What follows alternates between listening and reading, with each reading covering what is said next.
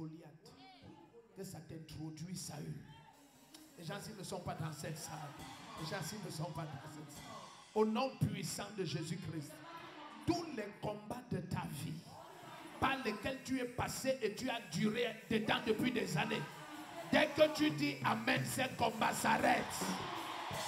Mettez ça à l'écran, laisse-moi te montrer. Pendant que tu crois qu'on commence, on aura fini. Après les avoir roués de coups, regarde ce qui se passe encore. Il les jetait en prison. Au nom puissant de Jésus-Christ. Écoute, 3 choses caractérisent toutes les prisons. La restriction de liberté. Quand tu es en prison, tu connais que tu es en prison lorsque ta vie stagne malgré tes efforts. Les gens ne sont pas ici. Pour rouer de coups, c'est facile de connaître quand quelqu'un est roué de coups. Il reçoit les douleurs de tous les côtés. Les coups ne sont pas que des mains physiques qui touchent ton corps physique. Non. Il y a des coups psychologiques et spirituels. Ceux-là font plus de gaffe que les coups physiques. Donc après les avoir roués de coups, tu penses que ça s'arrête. Il les jetait en prison. Quelqu'un qui a déjà reçu tous les coups de la vie, il y a encore la prison. La restriction de liberté. Mais j'ai suivi l'apôtre Paul dit par l'Esprit. Dans 2 Corinthiens chapitre 3 à partir du verset 16. Là où est l'Esprit du Seigneur, là est la liberté. Et je viens me déclarer sur la vie de quelqu'un. Tu sors de toute prison là où tu étais depuis des années. Tu sors. Ta manière de dire Amen, ça ne me plaît pas. Suis-moi. La première chose qui caractérise une prison, c'est la restriction de liberté, la restriction de mouvement. La deuxième chose qui caractérise la prison, c'est que tout ce qui t'appartient est dans les mains de d'autres personnes. Personne ne gère ses biens étant en prison. La prison te fait perdre tous tes droits. Tous tes droits. Un des signes de la prison, c'est que tout ce qui t'appartient est géré par d'autres personnes. Les gens s'ils ne sont pas dans cette salle. Et ma Bible dit tant que l'héritier est enfant, il est soumis à des tuteurs et des administrateurs. Je ne sais pas qui est en train de jouir de tes biens maintenant. Mais ce matin, la personne lâche. Parce que je te vois sortir de prison. Je te vois récupérer ce qui t'appartient. Je te vois arracher ce qui est à toi. Le premier qui se lève et dit un amen comme le tonnerre, tu sors de prison. Attends, allons doucement. Acte 16, verset 23. Après les avoir roués de coups. Quand certains reçoivent les coups, ils ne savent pas que le but des coups, c'est pour les jeter dans une prison. C'est pour restreindre leur liberté. Est-ce que vous savez que quand vous recevez trop de coups, même spirituels, ça peut restreindre ta liberté? Il y a des gens que tu vois, Satan n'a plus besoin de bloquer l'emploi. On ne peut plus l'employer. Son âme et son esprit ont eu trop de chocs. Si on te tape physiquement à l'extrême et tu marches en route, personne ne voudra se mettre avec toi. Ça déforme la face, ça tuméfie le visage, ça gâte l'apparence. C'est la même chose avec les coups psychologiques et spirituels. Certaines personnes ne peuvent plus être employées quelque part. Il a reçu trop de coups. Ah, si j'avais le temps. Et quand tu reçois trop de coups, la finalité, le but, c'est de te jeter en prison. Tout d'un coup, tu n'avances pas.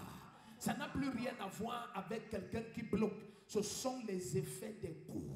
Quand quelqu'un revient encore te dire, s'il te plaît, je veux t'épouser. Les 12 premiers qui t'ont dit ça, le genre de choc que tu as eu, tu n'as même plus envie d'entendre ça. Donc finalement, tu ne te maries pas parce que tu ne veux pas te marier. Mais je vais te choquer parce que les coups t'ont jeté en prison. Attends, je remets. Mettez ça. Après les avoir roués de coups, il les jetait en prison. Première chose qui caractérise la prison, restriction de liberté, restriction de droit. Deuxième chose qui caractérise la prison, tes biens passent sous la gestion de quelqu'un d'autre. Est-ce que tu es sûr que tu es dans cette salle? Ton amen ne me plaît pas. Ce que je vais dire ici est très dangereux, mais c'est la troisième laideur de la prison. La prison te contraint des intimes que tu ne choisis pas. Aucun prisonnier ne son cochambrier. On te l'impose. Il y a des gens que la personne qui est dans ta vie là, tes conditions te l'ont imposé. C'est le quartier où tu es, c'est la maison où tu habites, c'est la condition dans laquelle tu es. C'est ça qui t'impose cet intime. Même quand on t'enseigne ici fatigué, il faut choisir tes intimes. Tu as envie de dire, pasteur, moi je n'ai pas l'opportunité de choisir mes intimes. Je n'ai pas, ma vie ne me permet pas, mes conditions ne me permettent pas. Je dors avec quelqu'un que je ne connais pas. J'habite avec des gens que je ne connais pas. C'est à cause de ma condition. J'ai reçu trop de coups dans la vie. Mon père est mort trop jeune, ma mère est partie trop jeune. Je n'ai pas eu les diplômes. J'ai eu trop de coups dans la vie. Maintenant je suis dans une prison. Je dors avec des gens que je ne connais pas. Mais je viens au nom du Tout-Puissant. Je viens au nom de Jésus-Christ. Les fondements de ta prison sont ébranlés. Et les portes vont s'ouvrir ce matin. Et les chaînes vont tomber maintenant. Et toutes les cellules vont s'ouvrir. Le premier qui se lève et dit Amen. Ça se passe. Regarde. Actes des Apôtres 16. Verset 23. Le but des coups de la vie, c'est la prison. Il y a des gens que vous croyez qu'ils ne sont pas sociaux. Il a seulement reçu ou elle a reçu trop de coups. Elle vit comme ça. Même si tu forces l'amitié, comment elle ne veut pas. Elle a reçu trop de coups. Le but des coups du diable, c'est de te mettre en prison. Et au nom de Jésus-Christ, ta restriction de liberté s'arrête. Là où on t'empêchait d'arriver, tu vas arriver. Au nom puissant de Jésus-Christ. Tes biens qui étaient dans les mains d'autrui, je les arrache et je remets dans tes mains.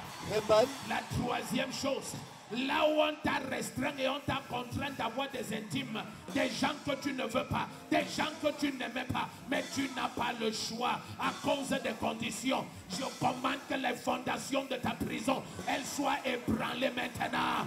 Les portes s'ouvrent. Le premier qui se lève et dit un amen comme le tonnerre, ça se passe. Avançons un peu, on doit prier.